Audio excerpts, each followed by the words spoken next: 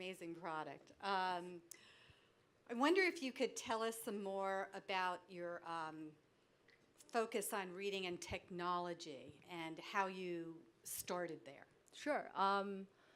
So I tried everything that I can to help me read after I found my dyslexia.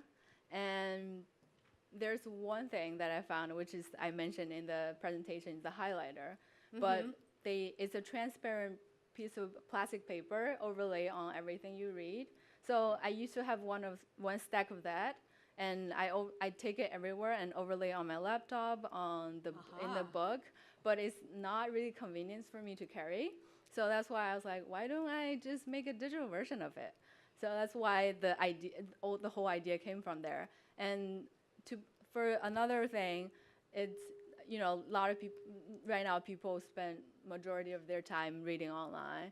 So I feel it's essential to immerse our product into their daily routine to help them reading, to kind of make them invisible. Right. So do you have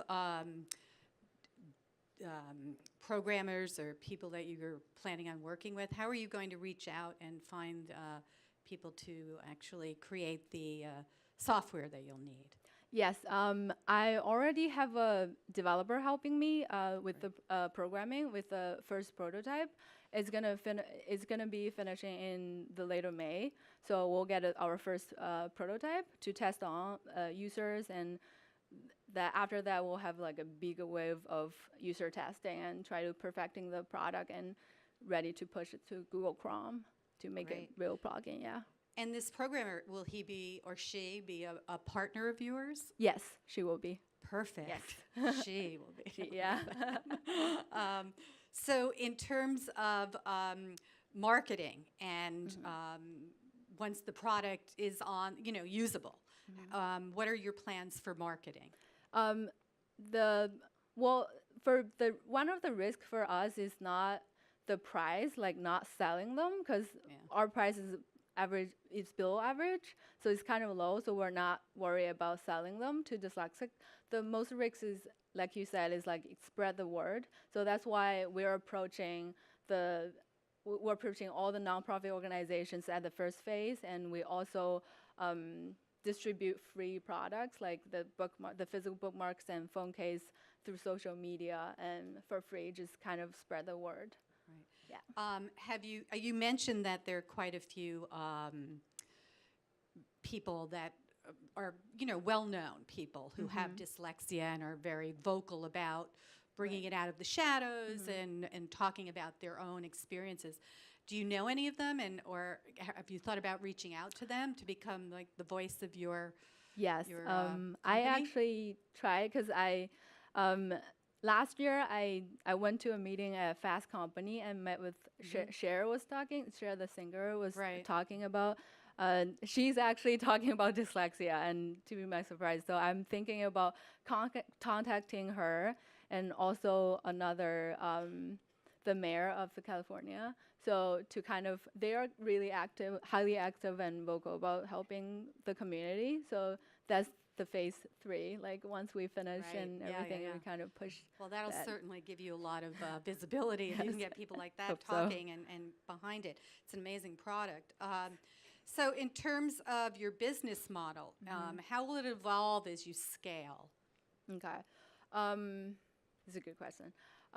For now, Lens is a nonprofit organization, and along the way, we'll keep perfecting our product and selling our premium package, and hopefully it can stand on its own. Like if not, we're thinking about establish a consulting company in the end to kind of like let brand and agencies know they're missing 10% of their audience because they can't reach out to dyslexic people.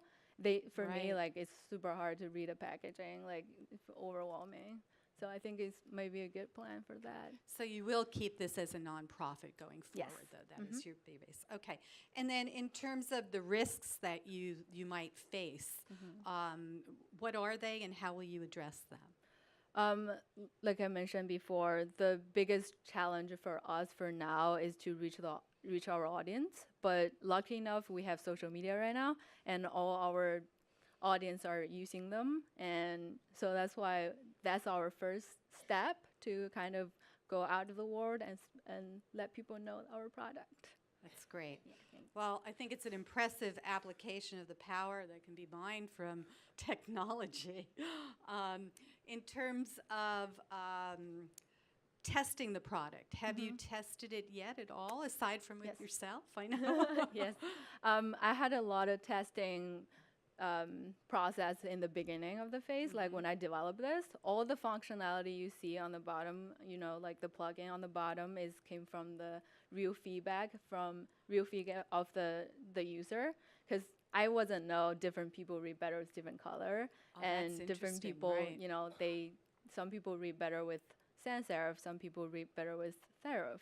So that's not in the plan before. And also they mentioned, you know, for severe dyslexic, they only able to read one line at a time. That's why I have the highlighter narrowed down for only one line, so to help them read better. So you can adjust it through the level of the dyslexia. It's such a great idea, and I wish you Thank a you. lot of luck with this. I almost want to use it because sometimes I get distracted. I'm not dyslexic, but I was like, oh, that looks like it would really be great.